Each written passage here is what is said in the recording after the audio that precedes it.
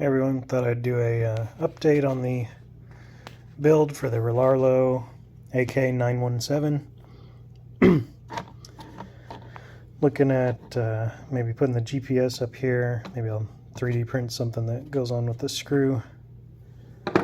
Got travel limiters in here, and these springs are so soft I got it cranked all the way down. People ask why I put this motor, ESC, and everything in here. It's extra bits I have for my 7 scale. I don't recommend putting an XLX2 in here. It doesn't exactly fit. Anyway, I got the PPS mount in there now from the VTE2. It fits pretty closely. I took some feeler gauge. It needs, just a tiny bit to get it lifted up where this bearing can center. As I'd shown in another video, I use a bearing here, 5/16 by 5. That'll run the 5mm shaft through there. Got Mod 1 pinions on it. XLX2. Just made a aluminum bracket that mounts that.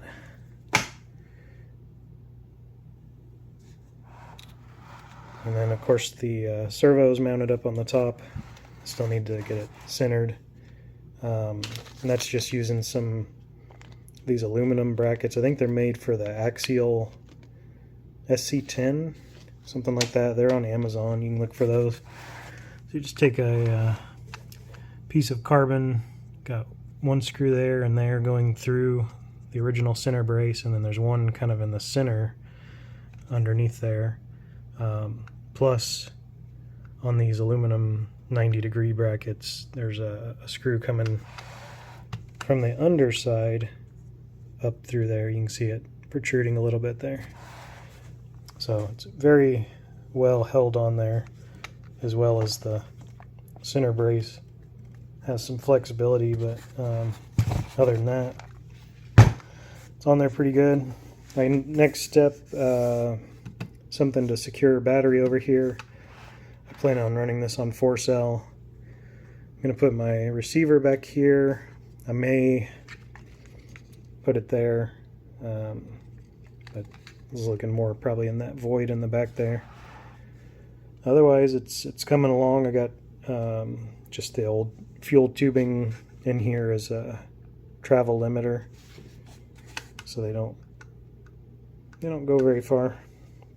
And of course, I gotta get a full set of foams on there. The only other thing, to get this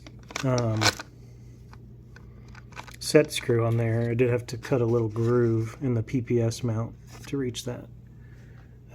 Otherwise, this has gone together really well, and really like the way it's looking and like the setup. This XLX2 on its side will not let the body come all the way down. So over here, the body will be up right about here. It's about 10 millimeters from being fully seated. So if you go that route, just know that the body's not going to sit all the way down. I decided that I'm okay with that. But maybe you're not. I think the Monster X8S would probably be a better choice. And you definitely don't need a TP4070 in a car like this. 4050, 4040, or even the 36mm cans would be just fine. You don't need a 46 kilogram servo either. All this stuff is for big cars. And anyway, it's just what I had on hand, and I didn't feel like buying parts for it.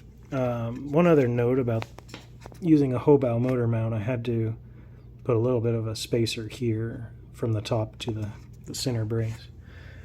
Otherwise, it goes in pretty, almost like it was meant for it. It's pretty wild.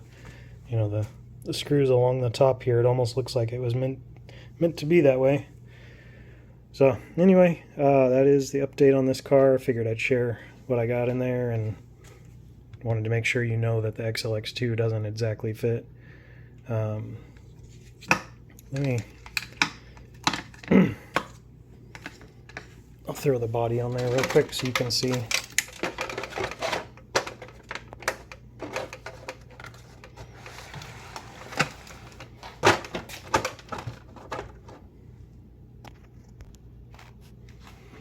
Alright, so here it is. I got the pins in there.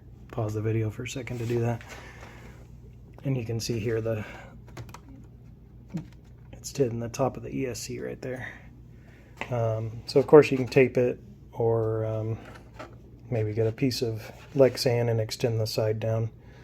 Also got my holes cut and getting ready to put some fins on there.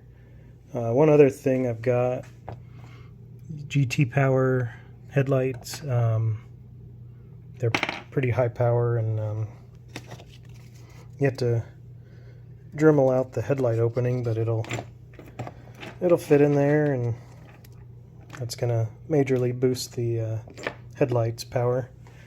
So that's what I got going on so far, and